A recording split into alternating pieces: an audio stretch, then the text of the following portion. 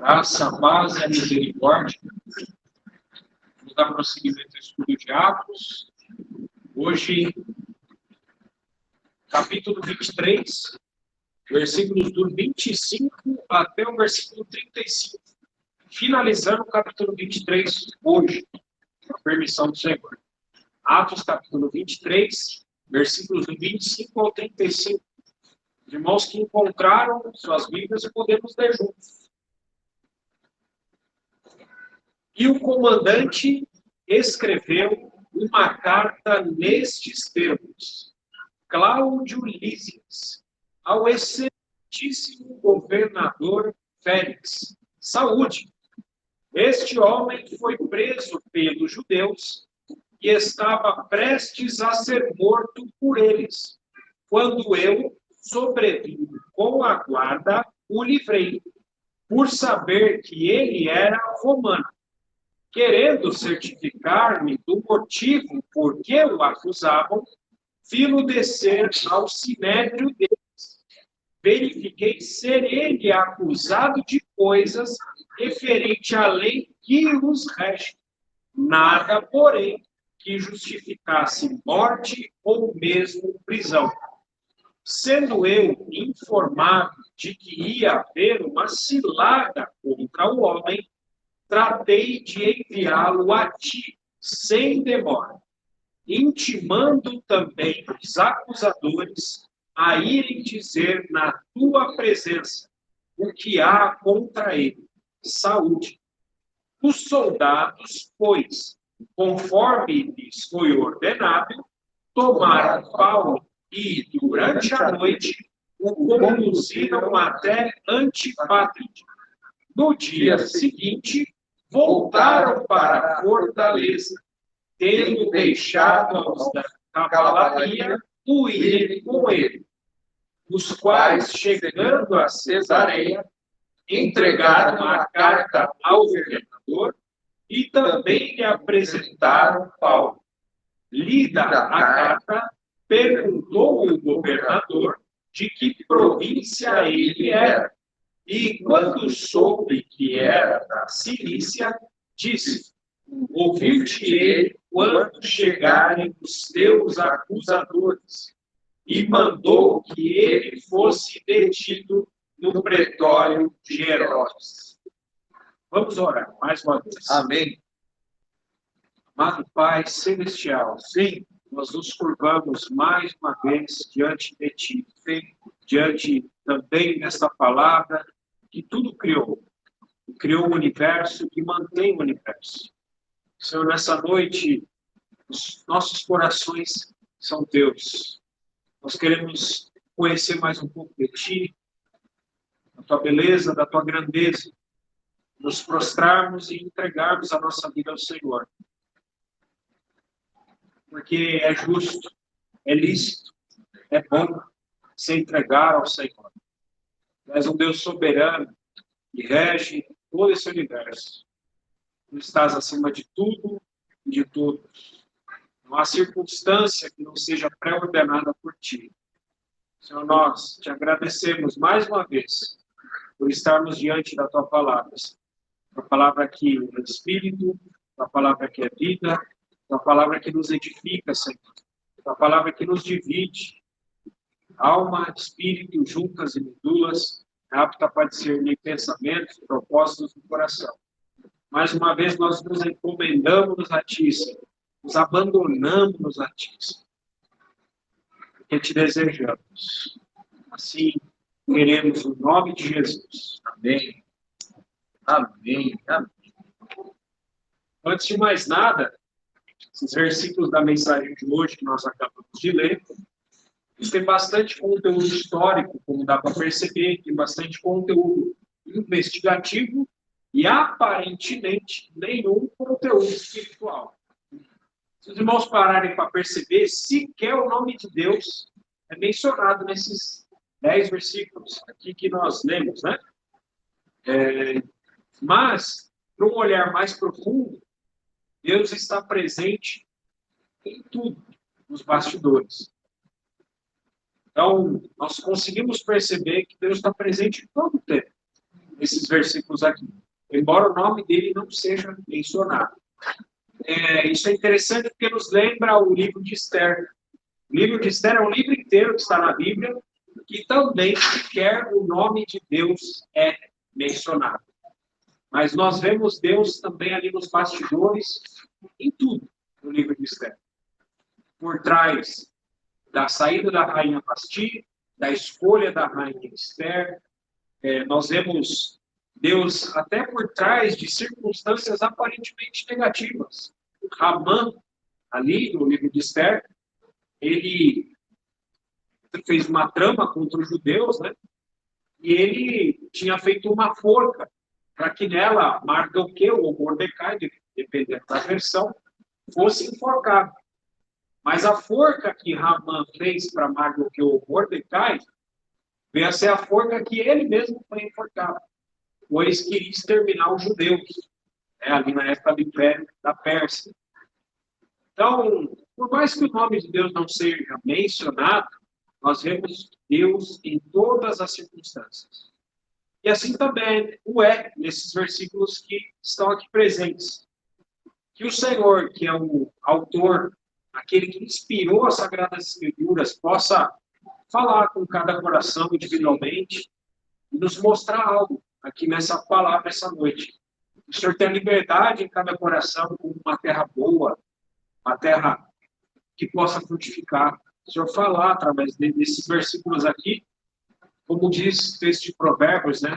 Reconhece-o em teus caminhos, e ele endireitará as tuas veredas. O Senhor, ele pode fazer isso, ele quer fazer isso. Então, o Espírito Santo está aqui presente. Amém. Então, ele tem agido em nossas vidas, nós temos percebido em todas as circunstâncias. Tudo aquilo que acontece na nossa vida, o Senhor está por trás de tudo. Inclusive, tanto o dia como nós nascemos, bem como o dia de nós irmos embora, também isso está nas mãos do Senhor. Nada, absolutamente nada passa do controle dele. Ele tem tudo na mão. E se o Senhor tirasse por um instante o seu espírito de toda a terra, como diz o livro de Jó, toda a carne se desintegraria. Tudo seria desintegrado em apenas um único instante. Então o Senhor, ele rege todas as circunstâncias e ele tem esse mundo em suas mãos. Louvado seja o nome dele, porque ele está presente em tudo. Como também diz o Novo Testamento, conforme Romanos 8, 28, todas as coisas cooperam para o bem daqueles que amam a Deus, daqueles que são chamados segundo o seu propósito. Então, contextualizando os versículos aqui, nós vimos nas semanas anteriores que Paulo ele foi preso e alguns judeus queriam matar Paulo. Mas os romanos, também por meio da soberania de Deus, por meio dos arranjos soberanos de Deus, foram utilizados. Os romanos pagãos, foram utilizados como instrumentos para que Paulo fosse guardado em segurança. Então, na semana passada, especificamente, nós vimos que aqueles 40 judeus, cheios de ódio no coração, inspirados por Satanás, fizeram um juramento de não comer e nem beber enquanto não matassem Paulo. E conspiraram para matar Paulo. Possivelmente a gente até brinca, né? Morreram de fome. Porque esse não era o intento de Deus, que Paulo fosse morto naquele momento. Mas o filho da irmã de Paulo, vemos outro arranjo soberano de Deus, o filho da irmã de Paulo, por meio desse texto, como nós vimos, nós sabemos da família de Paulo, Paulo tinha um sobrinho, Paulo tinha uma irmã, o filho da irmã de Paulo ouviu a respeito dessa cilada, e isso é maravilhoso, porque Deus usou o sobrinho de Paulo para contar para aqueles soldados romanos que deram ouvidos ao sobrinho de Paulo e decidiram que seria o mais seguro para Paulo tirá-lo de Jerusalém e conduziu até a cidade de Cesareia. Aproximadamente uns 90 quilômetros de Jerusalém estava a cidade de Cesareia.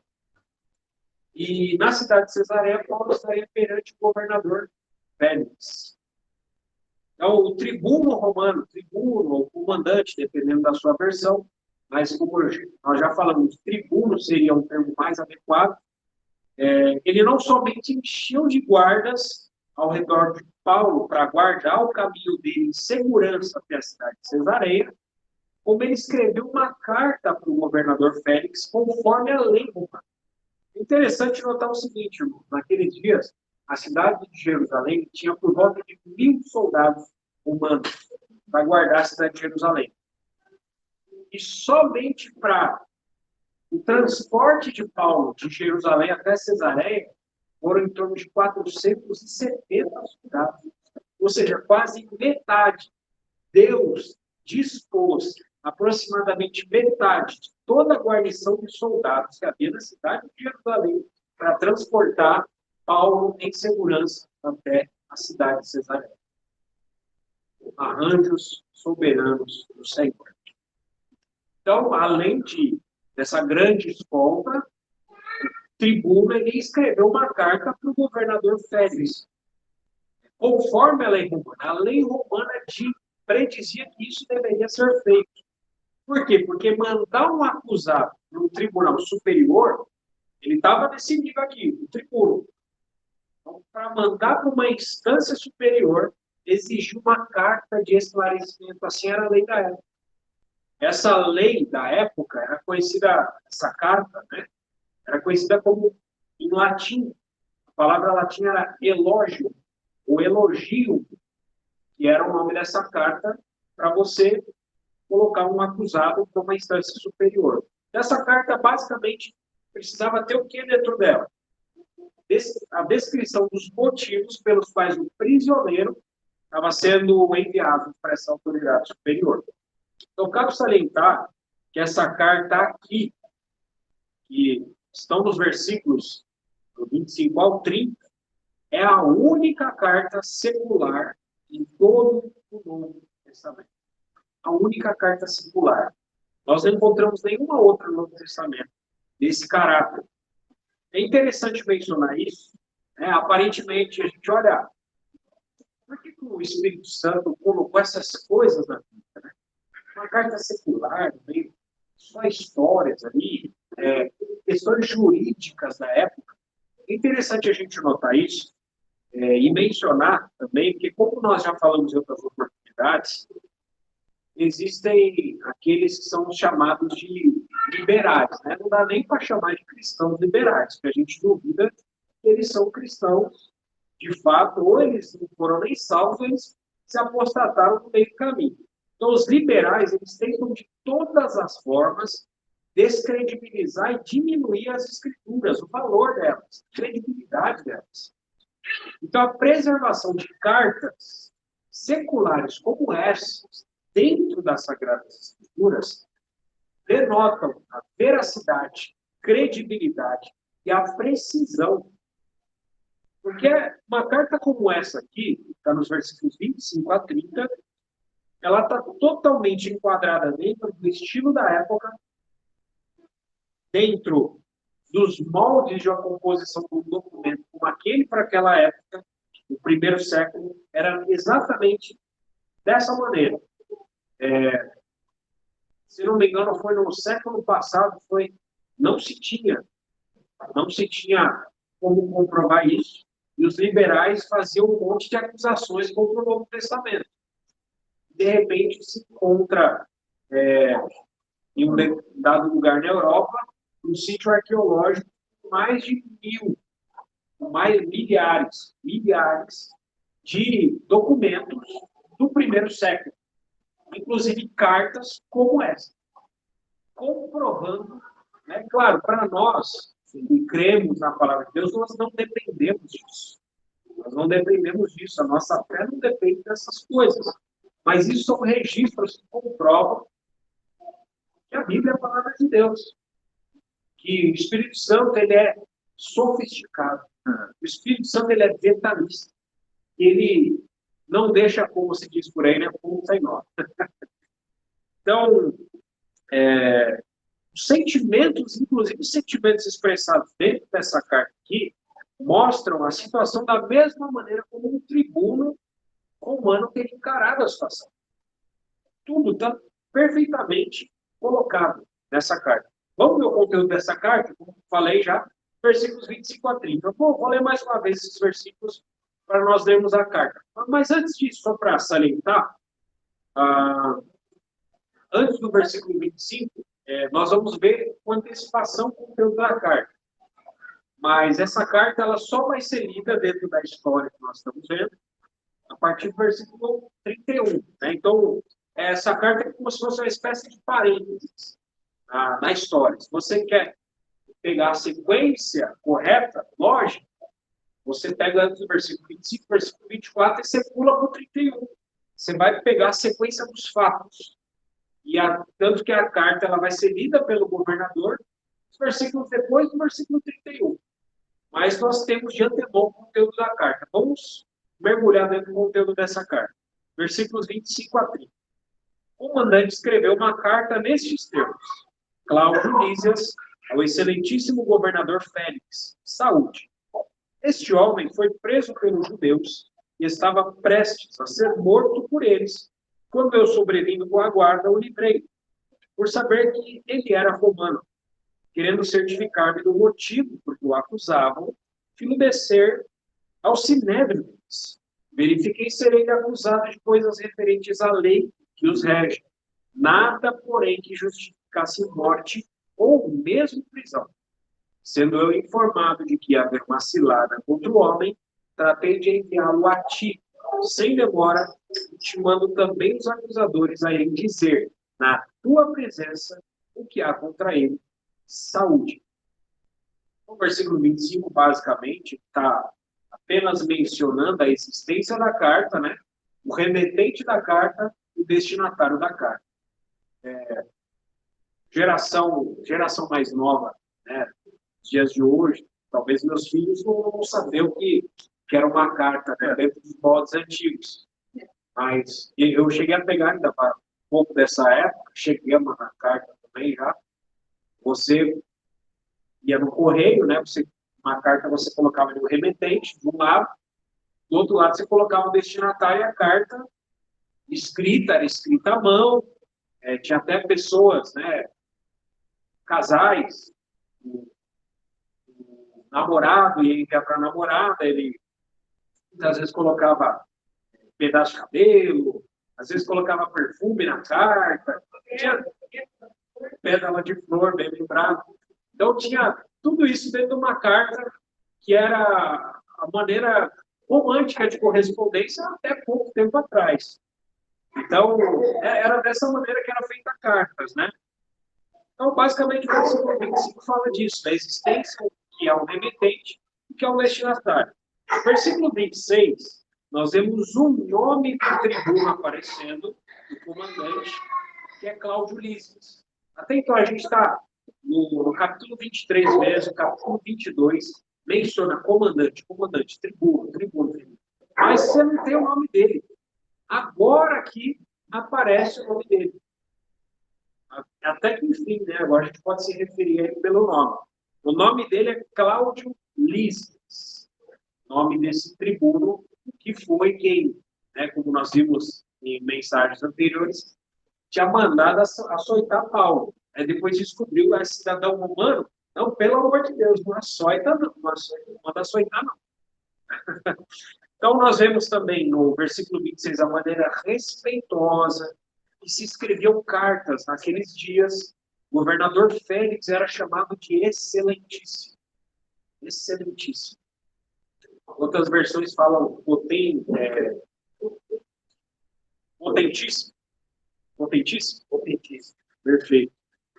E era desejada saúde ao governador. A gente vê isso no versículo 26. Então, outra coisa que a gente percebe, né, nas entrelinhas, há um senso de hierarquia muito forte naqueles dias do Império Romano. Bastante, a gente até pode comparar com o nosso dia, bastante diferente dos nossos dias, né? Várias partes do mundo, esse senso de hierarquia, nós percebemos que se perdeu.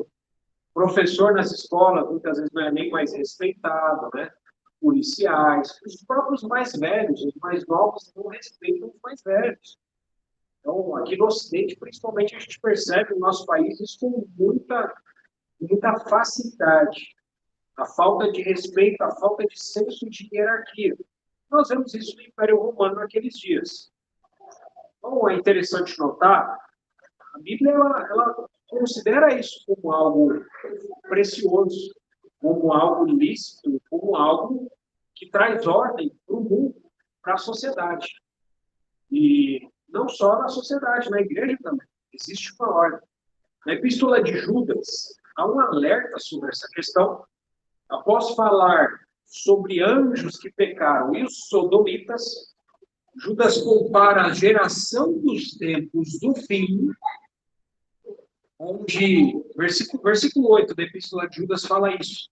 Ora, estes, falando da última geração, versículo 8 de Judas, vou lendo aqui. Estes, da mesma sorte, quais sonhadores alucinados, não só contaminam a carne, como também rejeitam o governo e difamam autoridades superiores. Então, esse é um dos perfis da geração dos tempos do fim. Difamar a autoridade superior e rejeição de governo.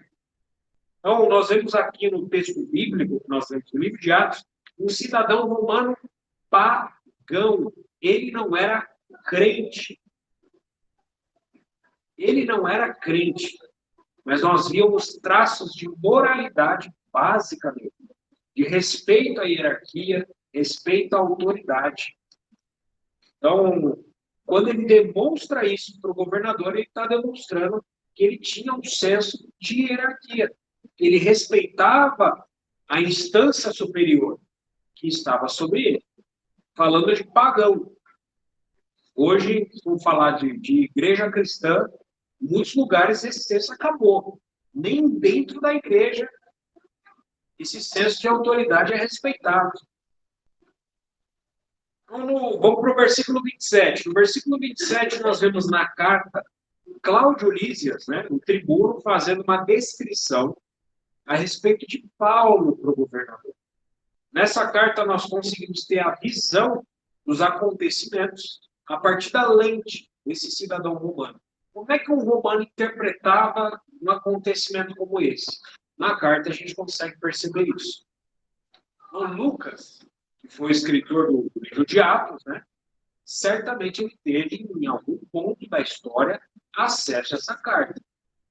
Disso a gente não tem dúvida, porque Lucas escreveu a carta com minúcias de detalhes. É praticamente, usando a linguagem atual, né, Lucas ele fez um Ctrl-C, Ctrl-V da carta. Então, um copiar, colar da carta. Ele escreveu a carta do jeito que ela realmente estava. Né? Então, nós não sabemos se foi no caminho, que ele possivelmente estava acompanhando Paulo ou não, ele teve acesso a essa carta, ou se foi posteriormente, mas o fato é que Lucas teve acesso a essa carta em algum momento, para conseguir descrever tantas minúcias de detalhes. Então, no versículo 27, Cláudio Lísias, o comandante, o tribuno, ele descreveu ao governador, que até então nada sabia, não estava sabendo de nada sobre esses acontecimentos, alguns fatos. E quais são esses fatos que o Cláudio Lísias colocou endereçado ao governador? Primeiro fato, está no versículo 27. Esse homem, no caso, Paulo, foi preso pelos judeus. Isso está no versículo 27. Primeiro fato. Segundo fato, Paulo estava prestes a ser morto por eles. Eles quem? Os judeus. Terceiro fato. Então, Lísias diz que, nesse momento, ele apareceu como o salvador da pátria. Né? Ele apareceu com seus guardas e livrou Paulo das mãos dos judeus. Como o Cláudio Lísias era bonzinho, né? Ele apareceu e salvou Paulo. E qual foi o motivo de ter livrado Paulo, que ele colocou na carta? O versículo nos diz, por saber que ele era romano. Esse foi o motivo que Cláudio Lísias colocou: eu livrei Paulo, governador Félix, porque ele era humano. Mas Cláudio Lísias livrou Paulo por conta disso mesmo? Ou foi uma tentativa dele se safar de uma possível punição contra ele? Então, vamos fazer um pouco de investigação agora, para a gente ver se Cláudio Lísias estava falando a verdade. Vamos para o capítulo 21, quem quiser acompanhar, versículos 30 até o 33. Tá? A gente já leu esses versículos, já passamos por eles, em ministrações da palavra anteriores. O capítulo 21, versículos 30 a 33, descrevem exatamente esse momento. Agitou-se toda a cidade, havendo concorrência do povo, e agarrando a Paulo, arrastaram-no para fora do templo, e imediatamente foram fechadas as portas.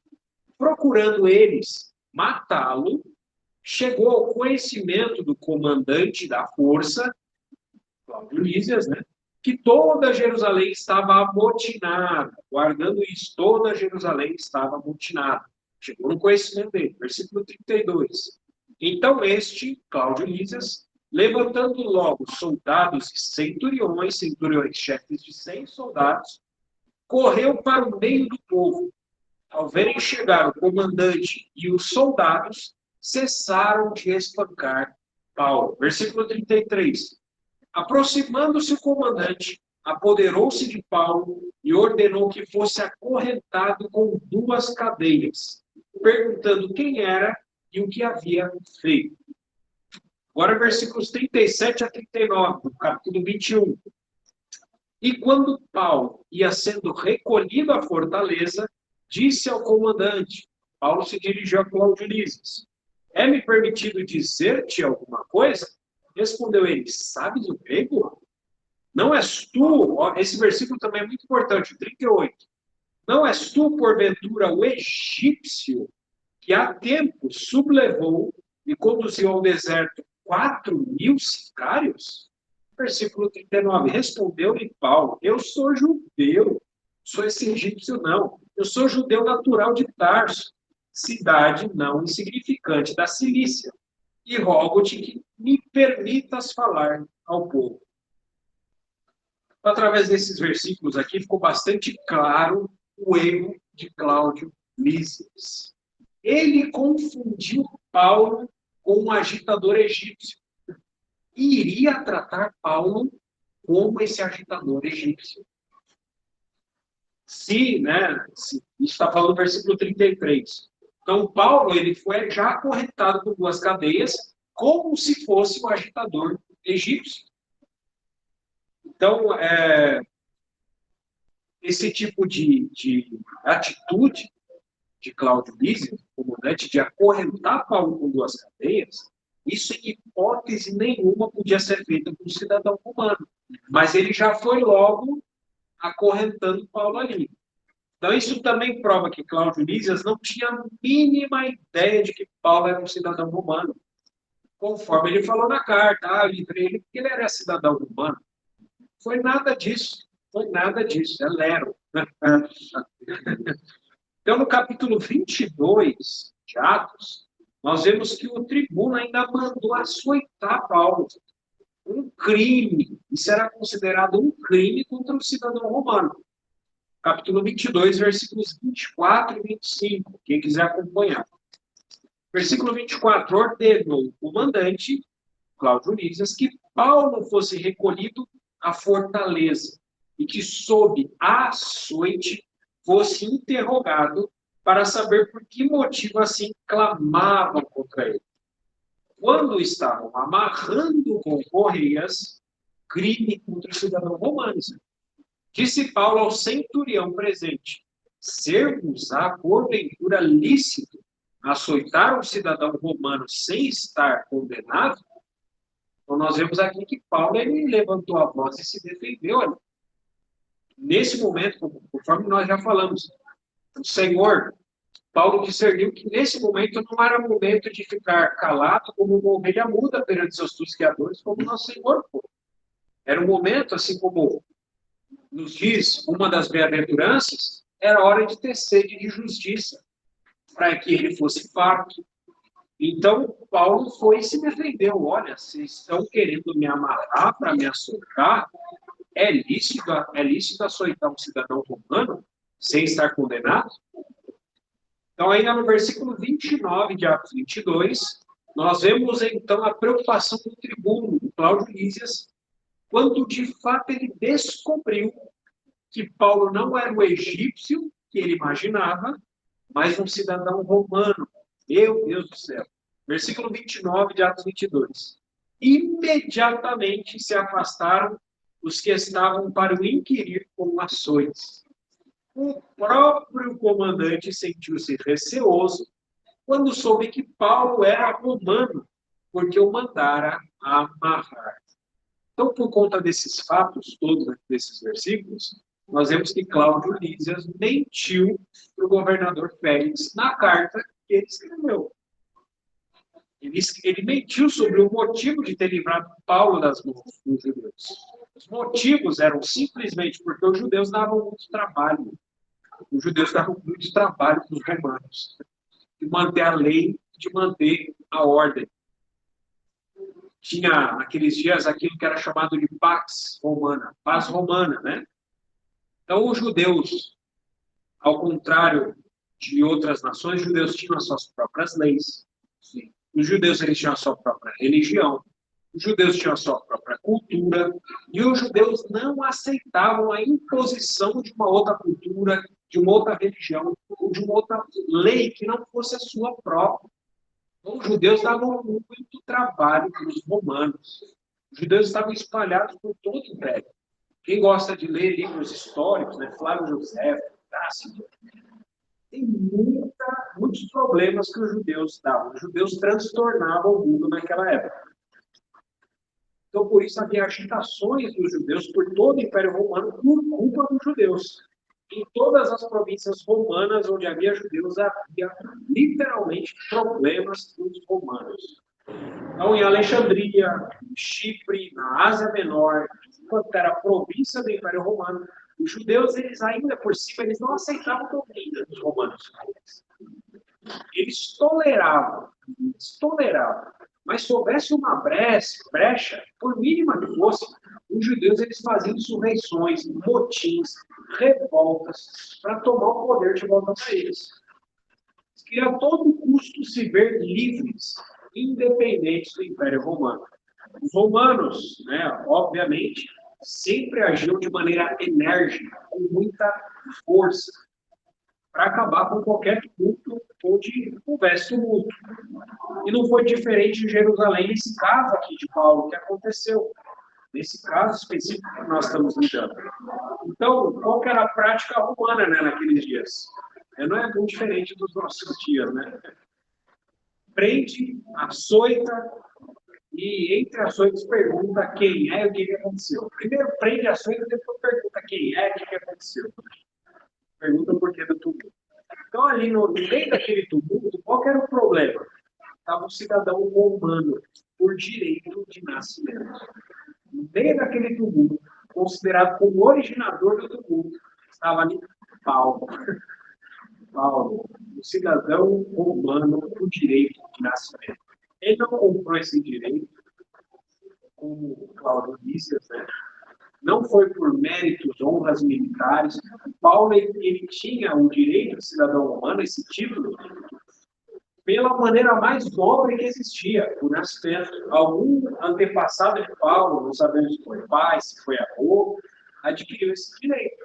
E Paulo ganhou por nascimento. Então, no versículo 28 de Atos, Cláudio Lísias, na carta ao governador, mostra que ele tentou de tudo para averiguar e se certificar os motivos pelos quais os judeus acusavam Paulo. Isso, de fato, ele fez. Porque ele mandou descer para o Sinédrio para ele poder entender quais eram os motivos que todo mundo estava alvoroçando em Jerusalém, por causa de Paulo. Ele fez descer Paulo ao Sinédrio. É interessante o termo utilizado na carta. O Sinédrio deles. É algo deles, é algo desses judeus aí. O Sinédrio, né, mais uma vez falando, é o tribunal judaico.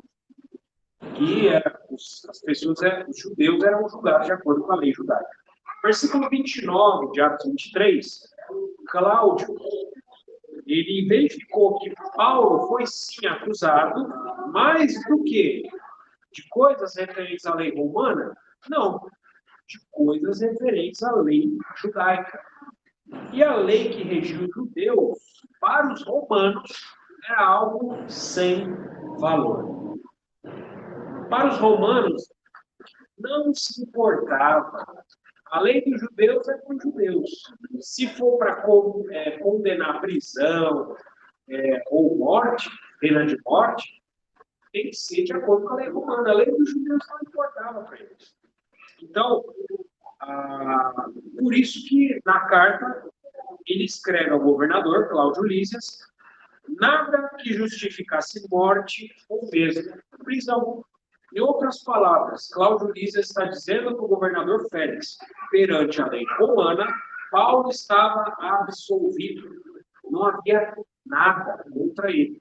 É interessante aqui notar como Paulo participava dos sofrimentos de Cristo e se identificava com o Senhor Jesus. Pequenos detalhes. E esse é um desses pequenos detalhes. Nós já vimos vários anteriormente no livro de Atos. Né? Por exemplo, o próprio Estevão. Quando nós, lá no início do livro de Atos, Estevão, quando Estevão, os céus são abertos para ele ver a glória de Deus, Jesus sentado à direita do Pai, aqueles acusadores de Estevão jogando pedras em Estevão, apedrejando ele. Qual é a oração de Estevão? Pai, perdoa-nos, eles não sabem o que fazem. Assim como a oração do Senhor Jesus na cruz. Sim. E nós vimos tanto no livro de Atos, na própria vida do apóstolo Paulo, tantas marcas onde Paulo se identifica com o Senhor em seus sofrimentos. E aqui Paulo está identificado com o Senhor na sua absolvição. Porque assim como ocorreu no desenrolar do julgamento de Jesus, diante de Pôncio Pilatos, um pagão também do Império Romano, isso está em Lucas 23. Olha que interessante a coincidência. Nós estamos aqui em Atos 23. Em Lucas 23, o Senhor Jesus foi considerado como absolvido. Pilatos falou o que do Senhor Jesus? Eu não vejo nenhum crime desse homem. Esse homem é inocente, ele não merece morrer. Então, Paulo se identificou ao Senhor Jesus em sua absolvição ao olhar os pagãos. Então, Paulo foi reconhecido pelos líderes romanos como um inocente. Irmãos, isso é honra, isso foi certamente um motivo de honra para Paulo. E também nossa vida, se por algum motivo nós somos identificados com ser alguma circunstância da nossa vida, é motivo de nós levantarmos as nossas mãos e darmos glória a Deus.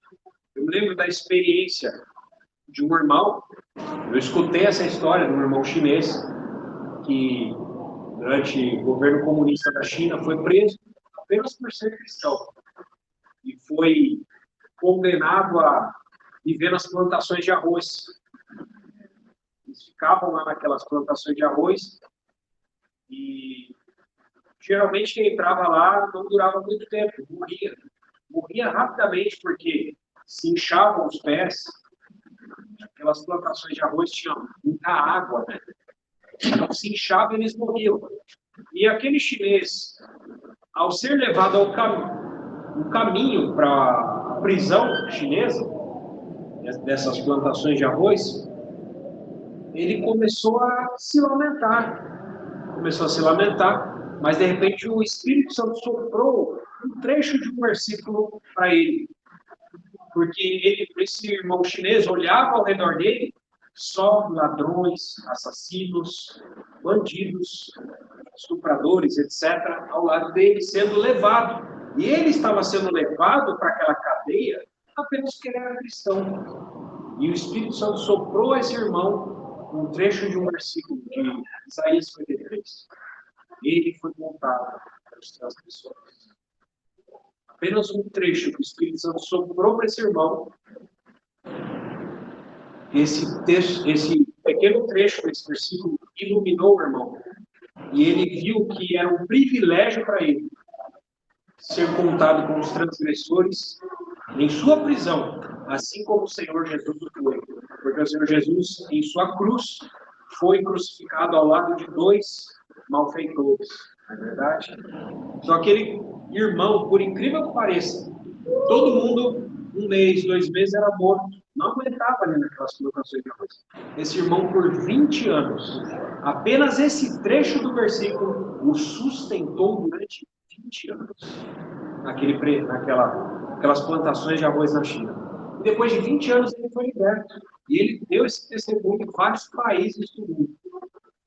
Então, irmãos, que privilégio. Privilégio foi um privilégio para Paulo, certamente é um privilégio para nós nos identificarmos com Cristo. Bom, irmãos, que o Senhor possa soprar também para nós trechos das Escrituras e em nossa vida em algo que nós não sejamos levados, né, para a outra vida sem termos nos identificado com Cristo em alguma coisa. Que tenhamos esse privilégio, que possamos até pedir isso ao Senhor. Então, versículo 30 de Atos 23, versículo 30 especificamente, Cláudio Lísias, ainda na carta, relatou que foi informado de uma cilada contra Paulo.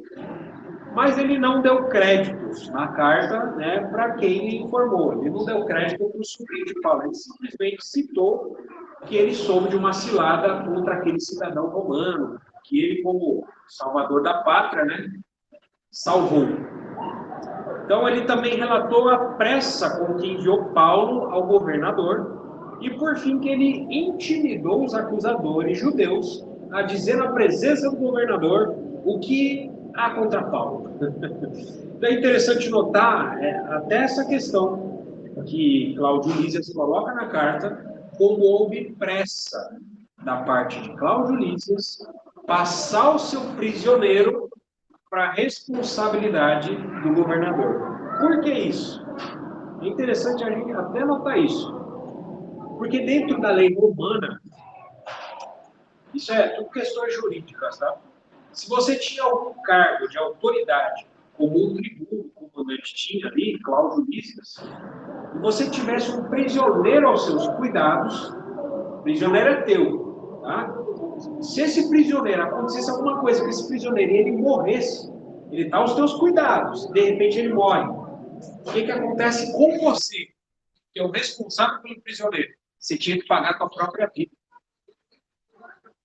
Assim era a lei romana naqueles dias. Então, era algo terrível. Você pagava com a própria vida se algo acontecesse com o seu prisioneiro. Então, por isso que nós vemos um zelo de Cláudio Lísias para com a vida de Paulo. Se acontecesse algo com Paulo, Cláudio Lísias pagaria com a própria vida dele. Então, nós vemos um outro exemplo disso no próprio livro de Atos, no capítulo 16, quando Paulo e Silas estavam eram prisioneiros, né? E nós conhecemos a história da conversão do carcereiro, louvado seja o Senhor também. O que aconteceu quando Paulo e Silas foram soltos?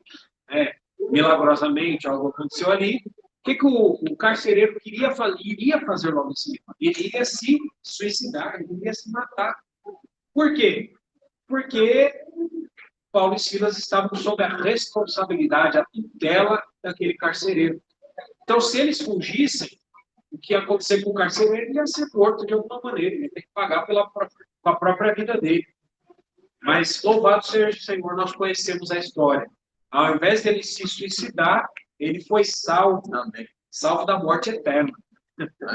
Voltando, então, à carta de Cláudio Lísias a Félix, ela termina com o desejo de saúde ao governador Félix. Era assim que eram escritas as cartas no primeiro século. Esse governador Félix, o nome inteiro dele, é interessante também, a gente falar um pouco de Félix. Tudo isso, irmãos, tá? Eu posso encarar como um pano de fundo para as próximas mensagens. Semana que vem vai ser aberto o capítulo 24.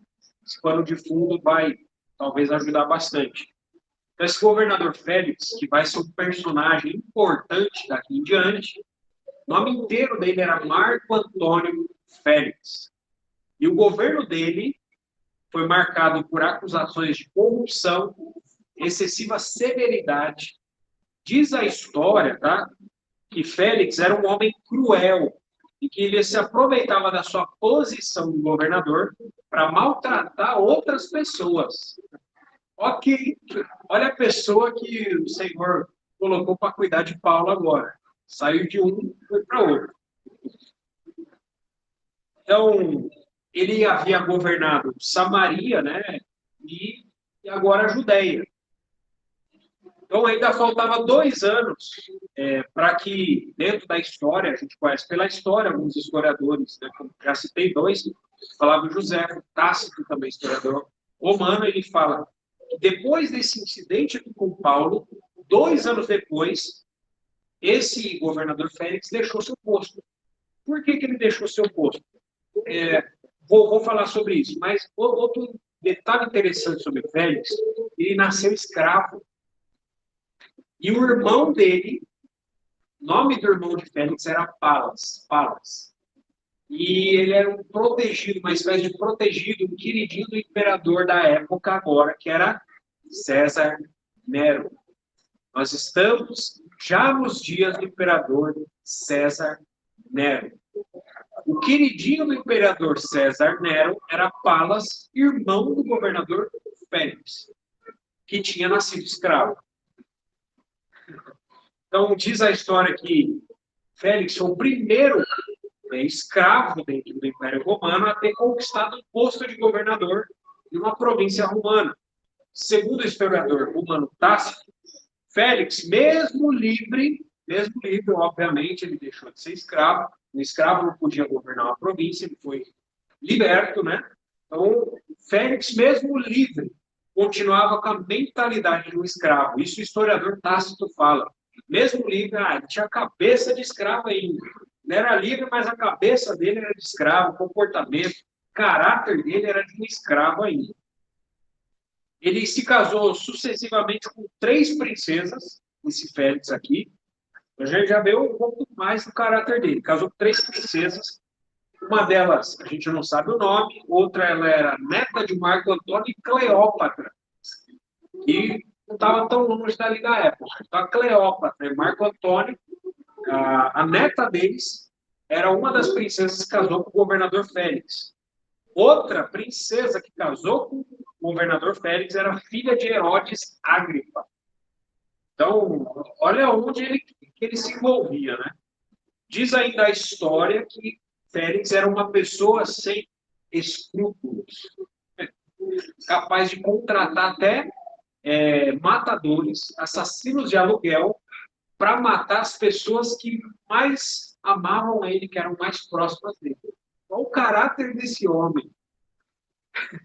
Os partidários mais próximos dele, ele contratou assassinos de aluguel para matar pessoas próximas dele. Então, olha quem o Senhor escolheu para colocar Paulo nas mãos.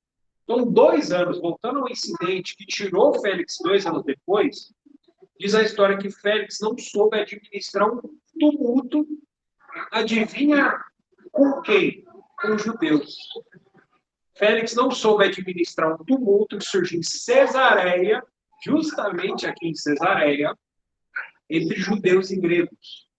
Havia muitos gregos morando na cidade de Cesareia, e dentro desse tumulto de judeus e gregos, os judeus começaram a brigar ali, e os judeus saíram vitoriosos. E aí, o que Félix fez? Ele não ficou contente. Ele mandou as suas tropas ajudarem os gregos. Acabou massacrando os judeus, morrendo milhares de judeus, e ainda depois os soldados romanos saquearam as casas dos judeus mais ricos. Então, os judeus ali de Cesareia, que sobraram, os judeus que sobraram ricos, foram informar a Roma o que o governador Félix havia feito, e por esse motivo Félix foi chamado a Roma, destituído de seu cargo, sendo substituído depois por Pórcio Festo. Os nomes difíceis lá do Império Romano. Ainda bem que nossos nomes são diferentes, né? Mas talvez eles achassem graça dos nossos nomes, se eles nos conhecessem. Então, esse Félix, ele só não foi executado pelos romanos pela influência de quem? Do seu irmãozinho querido, Palas, que era amigo pessoal do imperador Nero.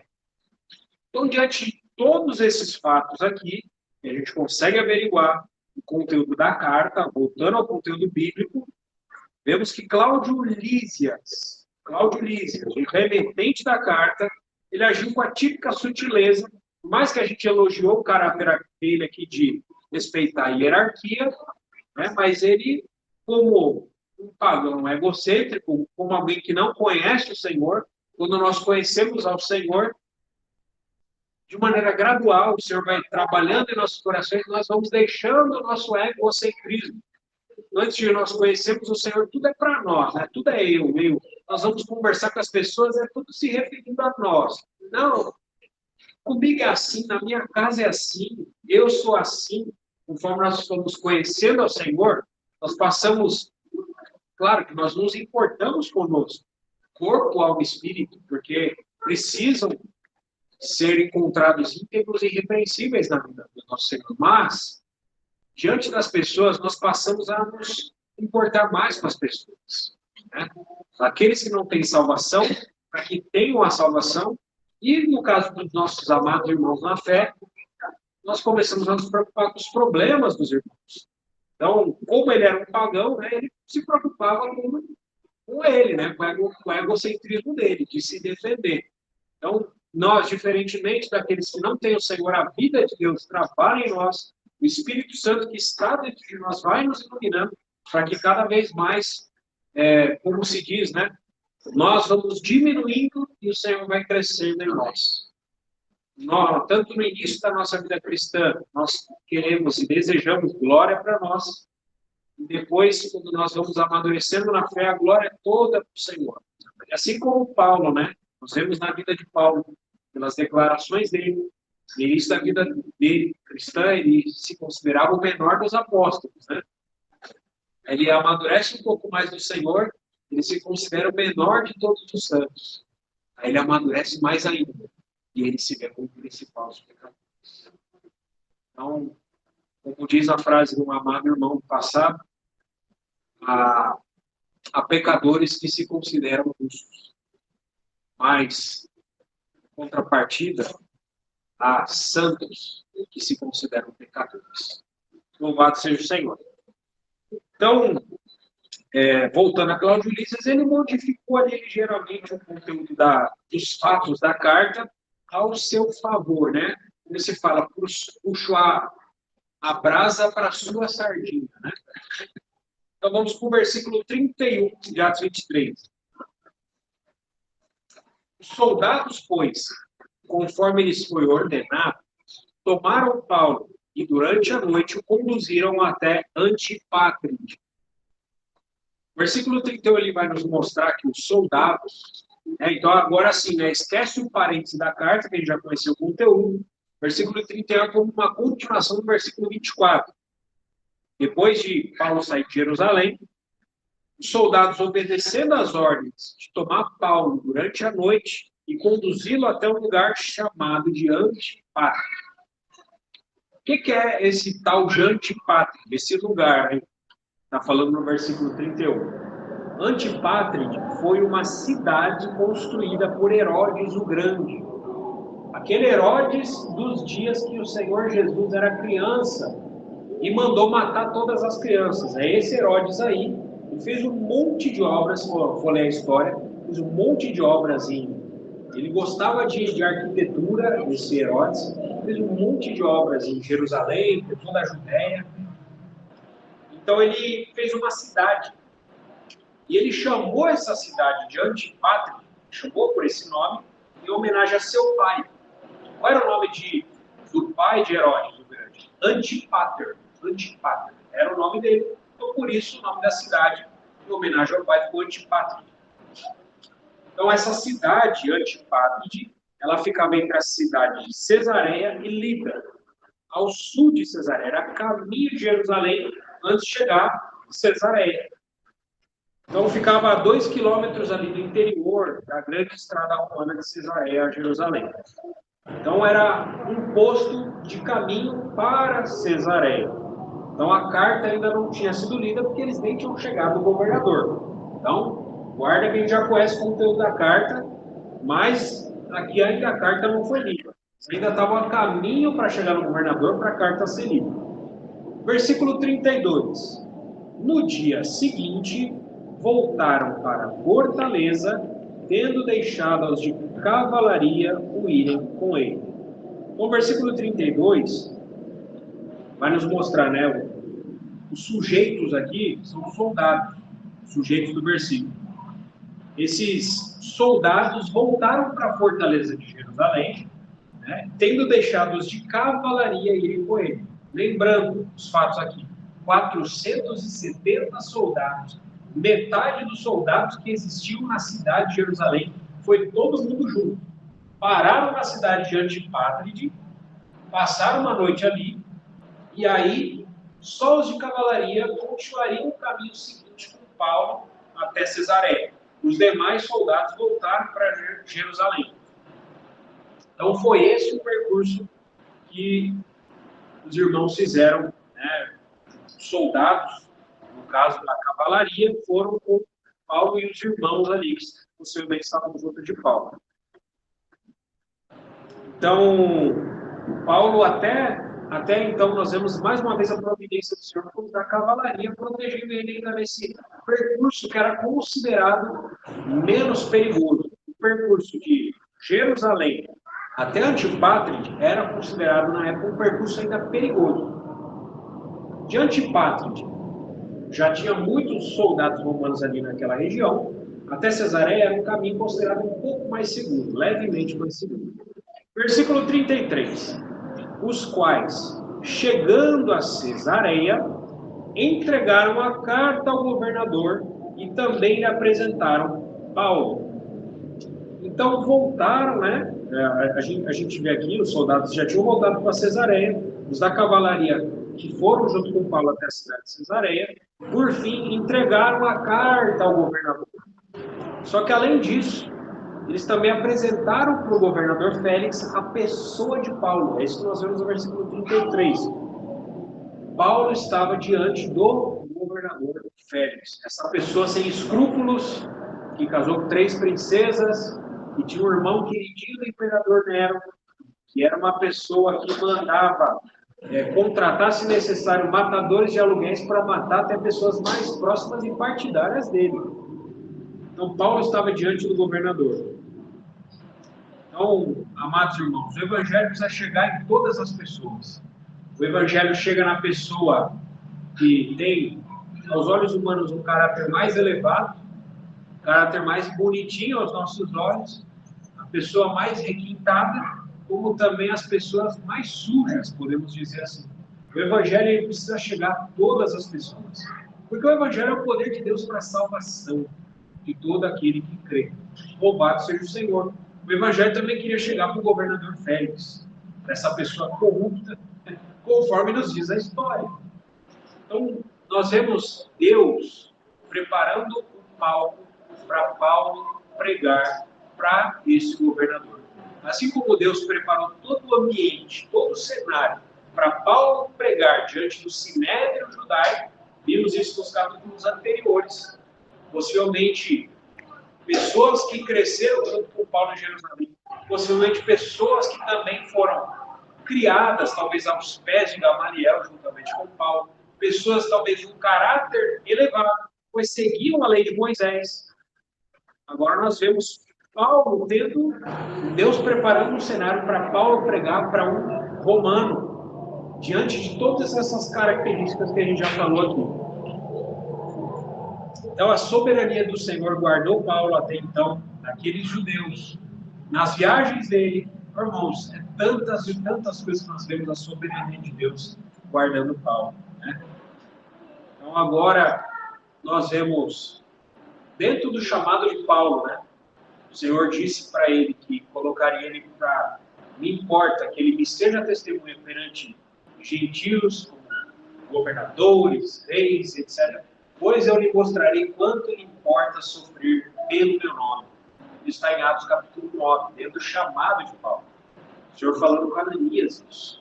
E Paulo está diante de uma autoridade, já esteve diante de Cláudio Lísias, que era uma autoridade, chefe de 1000 soldados, e agora está numa instância acima. Nós vemos Deus preparando o cenário de que Paulo vá de instância após instância pregando o Evangelho.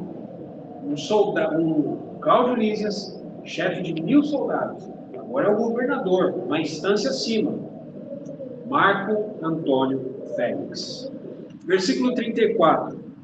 Lida a carta, perguntou o governador de que província ele era, e quando soube que era da Cilícia, então o versículo 34 vai nos mostrar que o governador, ele não pegou a carta e disse, vou ler essa carta depois. Ele logo leu a carta diante de Paulo, diante dos soldados da cavalaria que estavam ali presentes, possivelmente alguns irmãos também. E logo após ler a carta, que nós já conhecemos o conteúdo, o governador Félix fez uma pergunta para Paulo. A pergunta foi, de que província romana você é, Paulo?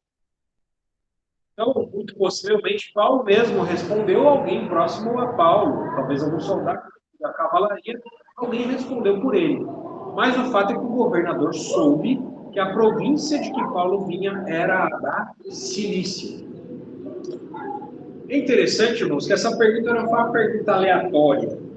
Entendendo o contexto, é interessante para nós. Não foi uma pergunta aleatória. Essa pergunta era de praxe sempre feita dentro do procedimento jurídico romano. Pois cada província romana tinha o seu governador. Cada província romana tinha o seu governador. E Félix, caso quisesse, poderia enviar Paulo para ser julgado em sua província de nascimento, no caso, a Cilícia. Só que, para o azar de Félix, ele não podia fazer isso nesse momento, porque a província da Cilícia, não vai engolir, tá? no momento da história, ela não era uma província independente. A província da Cilícia é uma província que estava englobada naquele momento na província da Síria, que era uma província de qual vinha a cidade de Jerusalém, Cesareia, etc. Então, Cilícia, naquele momento específico, era dentro da província da Síria, a qual o governador era Félix. Félix não tinha a opção de mandar Paulo para ser julgado pelo governador da sua província, porque no caso o governador era ele mesmo. Versículo 35. Disse, ouvir-te-ei quando chegarem os teus acusadores. E mandou que ele fosse detido no pretório de Herodes. No versículo 35, por fim, fechando o capítulo 23, nos mostra que o governador, após saber de que província Paulo provinha, disse a Paulo que sim, Paulo, vou te ouvir, mas não nesse momento, mas somente quando chegassem os acusadores de Paulo. Isso nos dá a entender que o governador Félix, ele não quis, e ele nem podia enviar Paulo para ser julgado em outro lugar, na província de nascimento. Mas que ele mesmo, ele tinha que se encarregar e tratar o caso nessa província onde aconteceu o tumulto. Onde aconteceu o alegado delito, E essa era a província romana da Síria. Então, Félix, ele não tentou tirar proveito da sua possibilidade, até porque não havia essa possibilidade de se livrar de Paulo, mandar você para ser julgado. Não dava. Deus providenciou até que naquele momento a província romana da Cilícia fizesse parte da província romana da Síria. Porque Félix era a pessoa específica que Deus escolheu dentro da soberania de Deus para que naquele momento Paulo fosse julgado por Félix. Então, Félix não se livraria dessa causa jurídica delicada, até como uma maneira de Deus dar testemunho perante Félix. Félix, estou te colocando um servo meu em tuas mãos. Então, nós vemos aqui até se Félix, se houvesse, digamos que a gente trabalhasse com a hipótese que houvesse a hipótese também de hipótese jurídica de Félix enviar Paulo para a Cilícia, caso Cilícia fosse uma província independente, os judeus talvez ficassem por preguiça ou desistissem de viajar até a província da Cilícia para ir acusar Paulo lá. Então Deus preparou todo o arranjo, ou talvez até os judeus ficassem na bronca com o Félix por mandar o caso para longe.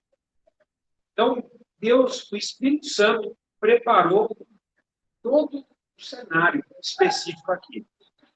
Então, irmãos, é até interessante isso, porque nós vemos mais uma vez que o Espírito Santo, que é quem inspirou as Escrituras, preparou até esses detalhes jurídicos que nós estamos vendo aqui. A única carta secular do Novo Testamento, nós estamos vendo nesse texto, e também todos esses detalhes jurídicos. Foi o Espírito Santo quem preparou. Irmãos, mais uma vez, citando por que essas coisas estão nas Escrituras. A gente pode falar, poxa, mas a Bíblia ela tem que ser só um livro espiritual. Irmãos, sabia que ateus militantes, ateus ferrenhos, foram convertidos por conta de detalhes como esses? Tem um documentário muito interessante, você encontra facilmente até no YouTube, chamado Em Defesa de Cristo. Em Defesa de Cristo. De Lee Strobel. Lee Strobel. Esse Lee Strobel, ele era um ateu fanático, um homem da ciência, né? E ele se propôs a provar que a Bíblia era uma fraude. Os documentos bíblicos não eram confiáveis. Qual foi o resultado? De investigação em investigação. Quanto mais ele investigava, mais ele viu a robustez, a solidez das Sagradas Escrituras. Por fim, ele acabou se convertendo, se tornando cristão. O nome do documentário é Em Defesa de Cristo. Irmãos, detalhes como esses, das Escrituras, levaram ateus a se converter ao cristianismo. Louvado seja o Senhor. Amém. Então, o texto bíblico, do versículo 35, por fim, nos mostra que depois do governador demonstrar que ficaria com o caso de Paulo, mandou logo em seguida que Paulo fosse detido em um lugar chamado Pretório de Herodes. O que era, afinal, esse Pretório de Herodes? Esse Pretório de Herodes era um palácio construído na cidade de Cesareia mesmo. Um palácio. E esse palácio, ele já foi utilizado como palácio nos tempos antigos, mas naquele momento específico, era utilizado como uma residência do governador Félix. Então, Paulo não seria colocado em uma prisão comum. Na verdade, ele esteve muito longe disso. Muito longe disso. O lugar onde Paulo ficaria detido era um palácio. A residência do próprio governador. Tudo isso, irmãos, nós vemos nos bastidores da soberania de Deus. Eu tenho algumas considerações interessantes sobre a soberania de Deus. Uma frase de Agostinho, que diz o seguinte: confia o passado à misericórdia de Deus, o presente a seu amor e o futuro a sua providência. Confia o passado à misericórdia de Deus, o presente a seu amor e o futuro a sua providência. Nós temos alguns versículos aqui que eu queria ler sobre soberania de Deus, Isaías 46, versículos do 8 até o 11. Lembrai-vos disso e tende ânimo, tomai-o a sério, ó prevaricadores. Lembrai-vos das coisas passadas da antiguidade, que eu sou Deus e não há outro. Eu sou Deus e não há outro semelhante a mim. Desde o princípio anuncio o que há de acontecer, e desde a antiguidade as coisas que ainda não sucederam. Que digo, o meu conselho permanecerá de pé. Farei toda a minha vontade. Que chama a ave de rapina, desde o Oriente, de uma terra longínqua, o homem do meu conselho. Eu o disse, eu também cumprirei. Tomei esse propósito, também o executarei. Salmos 33, 10 e 11. O Senhor frustra os desígnios das nações e anula os intentos dos povos. O conselho do Senhor dura para sempre. Os desígnios do seu coração por todas as gerações. Irmãos, a oração do nosso coração possa ser, como a oração de Jó.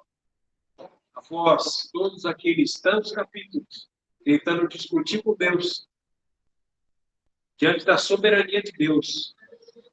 Jó falou no seu capítulo 42, do livro de Jó, versículo 1 mesmo.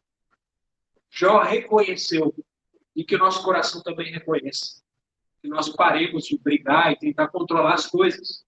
Nesse mundo moderno, onde a gente quer ter controle de todas as circunstâncias, controle de tudo que acontece ao nosso redor.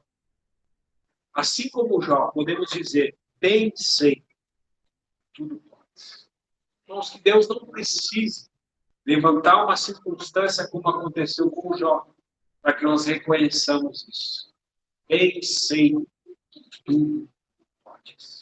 E absolutamente nenhum dos teus planos pode ser frustrado. Irmãos, o Senhor disse a Paulo que ele chegaria em Roma. Só que o Senhor não disse como isso se daria, se haveria turbulência no caminho ou não. Mas que Paulo chegaria em Roma, isso ele chegaria. Assim também a nossa Bíblia. O Senhor nos prometeu uma herança em Cristo Jesus. O Senhor nos prometeu um destino. Mas o caminho para chegar lá, pode haver bastante turbulência. Então, na nossa vida, Deus não nos promete uma viagem tranquila. Percurso fácil, percurso confortável. Na verdade, os irmãos, não importa. O que importa é o destino. Na verdade, se a gente chega no destino prometido, diante da grandeza daquilo que o Senhor nos prometeu, em comparação com tudo que a gente passa aqui. O que é que a gente passa aqui? A gente pode questionar. O que é que eu passei aqui? Nem olhos viram, nem ouvidos ouviram, e jamais penetrou no coração humano. Que Deus tem preparado para aqueles que o amam. Também tem outro texto, Aquele eterno peso de glória, acima de toda a comparação. Nossa leve, ela é leve, momentânea tribulação. Porque ele está comparando a algo superior. O que a gente passa aqui nessa vida é algo leve, comparado ao que está nos esperando. O que está nos esperando é algo sólido. O que está nos esperando é algo real. É por isso que o cristão que contempla o galardão, ele consegue abraçar o sofrimento. Como diz o cântico antigo, ele passa pela prova, dando glória a Deus. Então, quanto mais terrena nossa mente, nossas intenções, nosso coração, mais presas as coisas da terra nós somos, mais a nossa alma sente a dor, mais a nossa alma sente o sofrimento. Diante dos sofrimentos que a vida vai sempre nos colocar.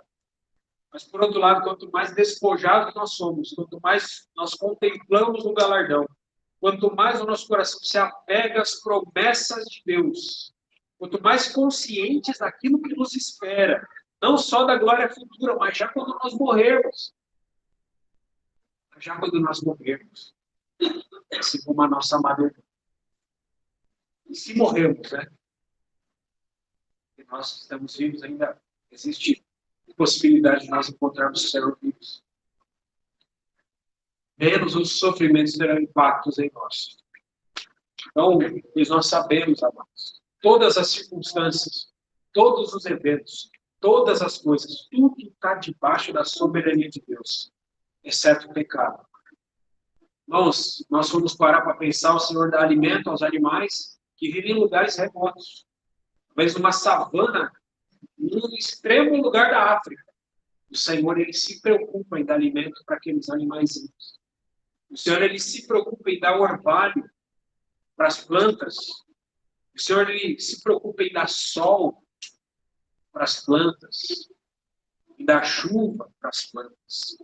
Outro cântico antigo, né, que fala no galho seco de uma árvore qualquer, o Criador vê uma flor a brotar. O Senhor se preocupa com detalhes da sua criação. Até os cabelos da nossa cabeça estão contados. Oh, irmãos, que preocupação o soberano Deus tem para conosco. Ele criou tudo e a tudo sustenta. Você terá coragem de entregar sua vida para um outro Deus? Quanta segurança nós encontramos no nosso Senhor. Amém. Louvado seja o Senhor. Amém.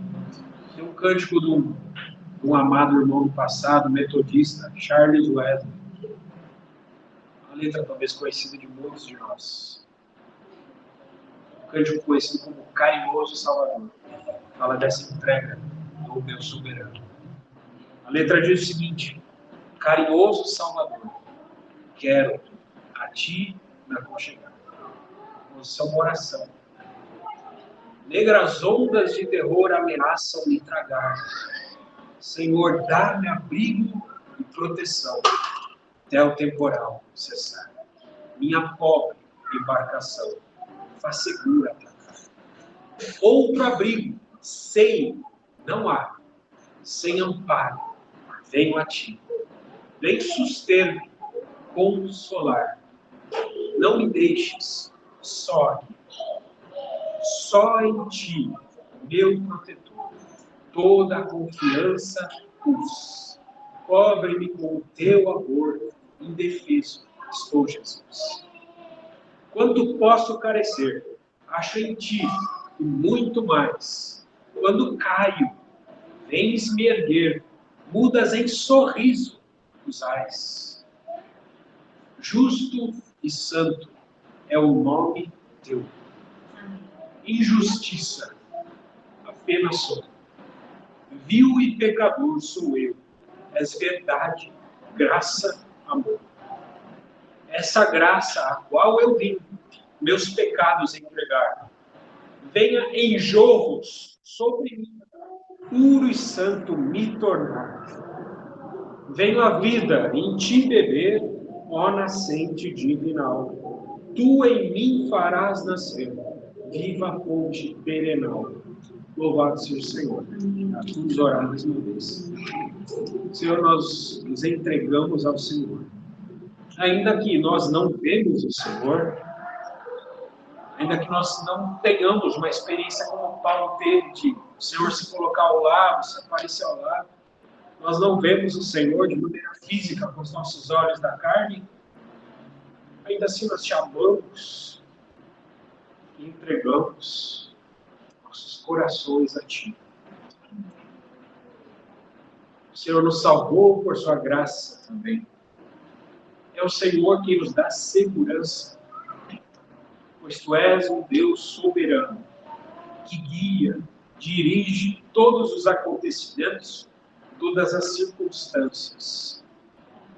Senhor, nós nos sentimos seguros em Tuas mãos. Nós nos entregamos a Ti. Queremos nos consagrar ao Senhor.